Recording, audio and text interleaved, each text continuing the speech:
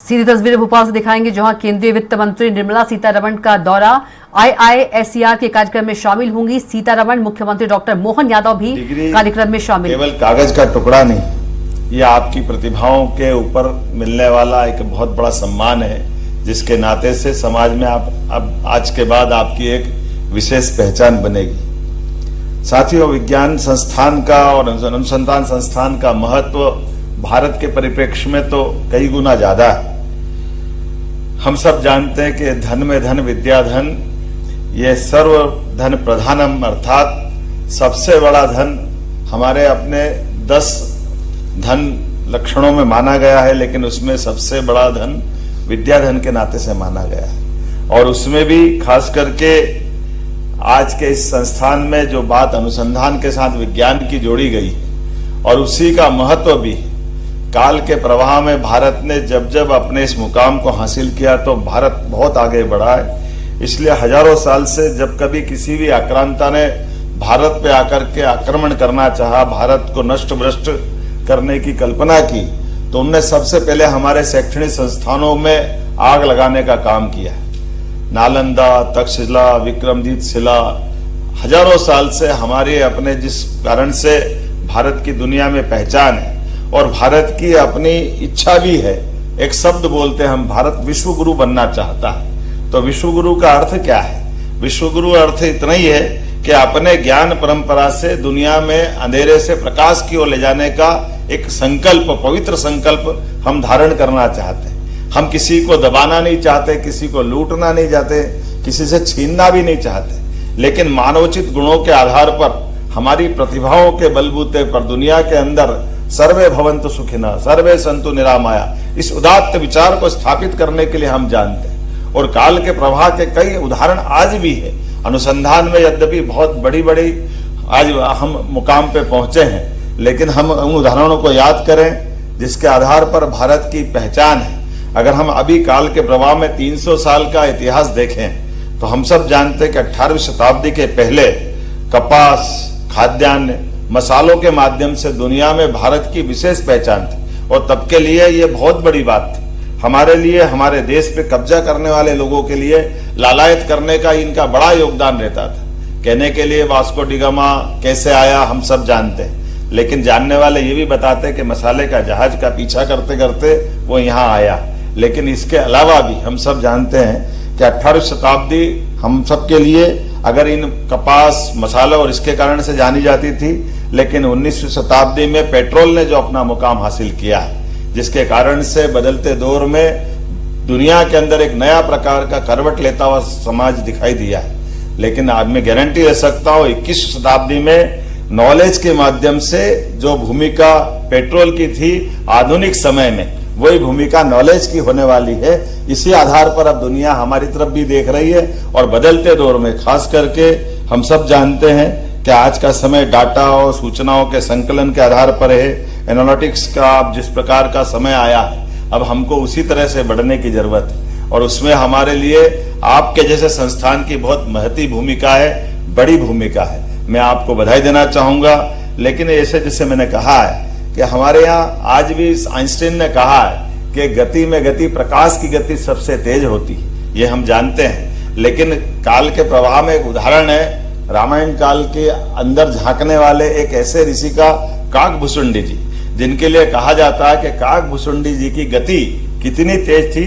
हम ये मानते हैं कि उनके पास, ऐसा माना जाता है कि उनका अपनी गति इस प्रकार की थी कि भूतकाल की और वर्तमान काल की और इतिहास का, भविष्य काल की, तीनों गति में उनकी समान रूप से दक्षता थी। यही कारण है कि वो एक बार नहीं, 2 बार नहीं, श्री राम के भक्त थे तो 11 बार वो रामायण काल में बार बार प्रवेश करते, जिसको आज के समय में ऐसा मान सकते हैं कि किसी पिक्चर को आपको बार बार देखने की इच्छा हो। हमारे पास तो आज प्रोजेक्टर में पिक्चर लगा के देख सकते हैं, लेकिन उस गति के आधार पर वो उस काल में प्रवेश करके उन जीवंत घटनाओं को देखते हैं, जिसके बाद में उनकी अपनी एक अलग पहचान बनी। ऐसे कई रहस्य, जिन रहस्यों पे आज भी हमको प्रकाश डालना है। मुझे खुशी है इस बात की कि आज के इस अवसर पर जब हम जहां मध्य प्रदेश में अगर ये संस्थान के माध्यम से दीक्षांत समारोह को संपन्न कर रहे हैं, तो ज्ञान विज्ञान की इस धरती पर मध्य प्रदेश पुनः अपने उस गौरवशाली स्थान को हासिल करने के लिए देश के लक्ष्य के साथ कदम से कदम मिला के चलेगा। इंदौर स्थित IIT, IIM राष्ट्रीय रैंकिंग में हर वर्ष शीर्ष स्थान पे है। ग्वालियर में Indian institute of information technology and management, तो जबलपुर में Indian institute of information technology and design, Bhopal में आपका संस्थान आईसर तो है ही, अब भोपाल में ट्रिपल IIT भी खुल चुका है। मध्य प्रदेश एकमात्र ऐसा राज्य है जहां तीन ट्रिपल IIT है। मुझे इस बात की प्रसन्नता है। भोपाल में IIMFM देश का सर्वश्रेष्ठ वन प्रबंधन संस्थान, भोपाल में मौलाना आजाद राष्ट्रीय प्रौद्योगिकी संस्थान और एम्स है।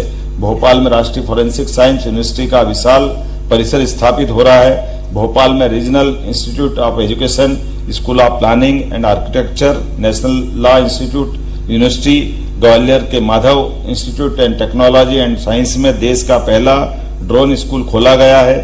प्रदेश में राज्य सरकार द्वारा संचालित कई विश्वविद्यालय, उच्च शैक्षणिक संस्थान स्थापित है, जिनमें लगातार उनकी अपनी एक अलग पहचान पूरे देश और दुनिया में बन रही है। उच्च शिक्षा के क्षेत्र में भी प्राइवेट क्षेत्र की भागीदारी लगातार बढ़ते हुए सिम्बायोसिस, अजीज प्रेमजी, MIT, IITM इत्यादि संस्थानों का कैंपस हमारे यहाँ संचालित हो रहे हैं।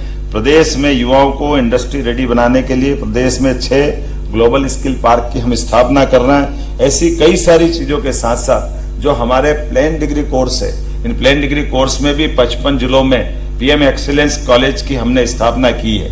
बच्चों में विज्ञान में रुचि जगाने के लिए IIT गांधीनगर के साथ मिलकर विज्ञान के लोकव्यापीकरण के नवीन कार्यक्रम का भी हमने शुभारंभ किया है। IIT के इंदौर के माध्यम से इंजीनियरिंग कॉलेज उज्जैन में एक सैटेलाइट कैंपस की भी हमने स्थापना की है। ऐसे बहुत सारे कामों को कर रहे हैं, लेकिन आज के इस दीक्षांत समारोह में हम सब जानते हैं, काल के प्रवाह में एक उदाहरण देकर अपनी बात समाप्त करता हूं। इस देश ने देशभक्ति की मिसाल तो बहुत बड़ी बड़ी कायम की है, लेकिन अनुसंधान के क्षेत्र में पिछड़ने के कारण से, चाहे पौरुष का युद्ध का काल हो या आज से लगभग 350 साल पहले रानी दुर्गावती का, वीरांगना गोंडवाना की रानी, जिसने अपने युद्ध में 50 युद्ध अपनी सफलता के साथ जीते, लेकिन आखिरी युद्ध में मुगल काल में पहली बार तोपों का प्रदर्शन हुआ और तोपों के सामने मुगल की सेना भारी पड़ी और अंततः हमारी रानी को अपने खुद के खंजर से अपने प्राणों की आहुति दे करके इस देश के अंदर अपनी, यद्यपि वीरगति की तो बड़ी मिसाल कायम की है, लेकिन अनुसंधान के क्षेत्र में पिछड़ने की देश कैसी कीमत चुकाता है, यह उदाहरण हम सबके सामने है। आज के इस देश में, आज के इस दौर में यशस्वी प्रधानमंत्री के नेतृत्व में जिस प्रकार से भारत प्रगति कर रहा है और सभी क्षेत्रों में हम लगातार आगे बढ़ रहे हैं, मैं एक बार फिर उम्मीद करता हूं कि अनुसंधान के इन सारे क्षेत्रों को बढ़ा करके हम दुनिया में अपना मूल मुकाम हासिल करेंगे। मेरी अपनी ओर से दीक्षांत समारोह में एक बार फिर आप सबको बधाई, बहुत बहुत धन्यवाद।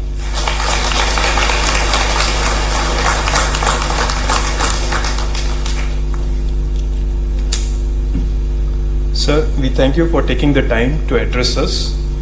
I now request our distinguished guest, Shri Alok Sharma ji, guest of honor Dr. Mohan Yadav ji, and the chief guest, Srimati Nirmala Sitharaman ji, to present the medals. नमस्कार, स्वराज एक्सप्रेस आप देख रहे हैं, मैं हूं आपके साथ काजल दुबे। आपको सीधे लिए चलते हैं राजधानी भोपाल। केंद्रीय वित्त मंत्री निर्मला सीतारमण का आज दौरा है। IISER के कार्यक्रम में शामिल हो रही हैं। देखिए कि भाई यूपीए के जमाने में अमेरिका का इतना दबाव था भारत की सरकार के ऊपर, वो अमेरिका आज की डेट में चुप बैठ जाएगा।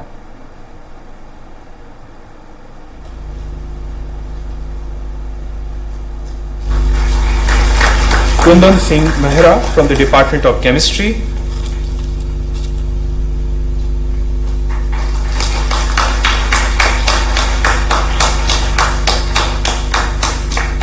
Sir, Pooja Yadav from the Department of Biological Sciences, Akub Javed from the Department of Earth and Environmental Sciences, Jatha Shubham Ramakrishnan from the Department of Mathematics, Kaustubh Mukherjee from the Department of Physics have been declared winners of the Best PhD Thesis Award for the year 2024 in their respective departments. However, the candidates are not present here today. Thank you, sir. Thank you, madam.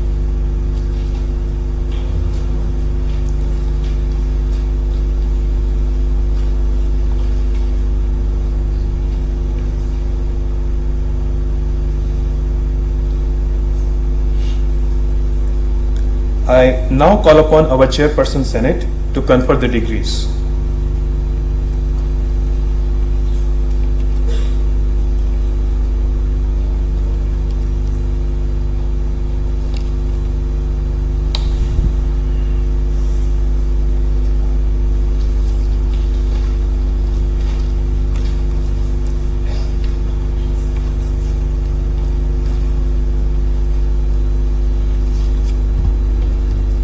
let the candidates for the award of the degree be presented. The head Department of Biological Sciences, his candidates for the award of degree of Doctor of Philosophy and their thesis supervisors, please rise and be recognized. The head Department of Chemistry, his candidates for the award of degree of Doctor of Philosophy and their thesis supervisors, please rise and be recognized.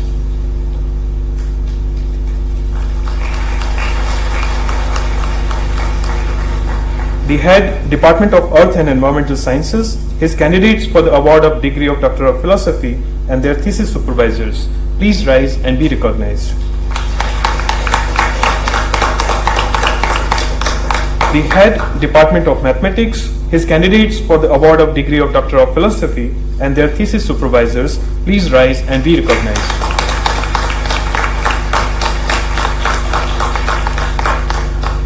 The head Department of Physics, his candidates for the award of degree of Doctor of Philosophy and their thesis supervisors, please rise and be recognized.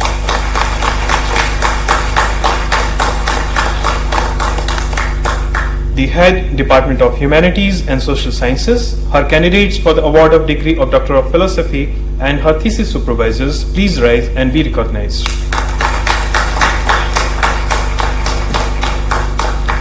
The PhD candidates may now come forward to receive their degrees.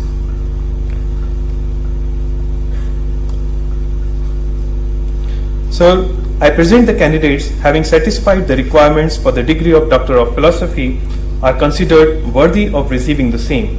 I recommend that each one of the following candidates be admitted to the said degree. Candidates from the Department of Biological Sciences, Kripa Yadav, supervised by Dr. Chandan Sahi.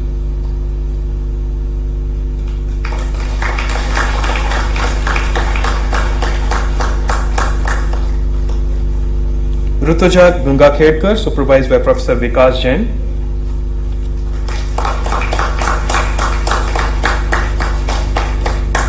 Swapnil Madhavrao Hingole, supervised by Dr. Varun Chaudhary.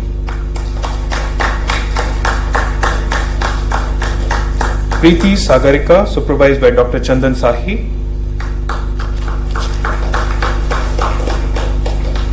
Saket Sandeep Shrotri, supervised by Dr. Vinita Gowda.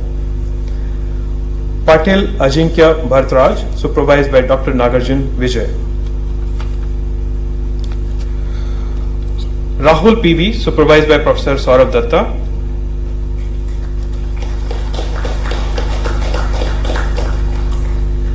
Alina Xavier, supervised by Dr. Vinita Gowda. Pandikanan K, supervised by Professor Himanshu Kumar. Sandhya Sharma, supervised by Dr. Nagarjun Vijay. Shruti Mahajan, supervised by Professor Vineet Kumar Sharma. Malve Aditya Sanjay, supervised by Professor Vineet Kumar Sharma. So, the following candidates have requested that they be admitted to the said degree in absentia. Pranab Kumar Paul, supervised by Dr. Varun Chaudhary. Saloni Vani, supervised by Professor Vikas Jain. Pankaj Bharat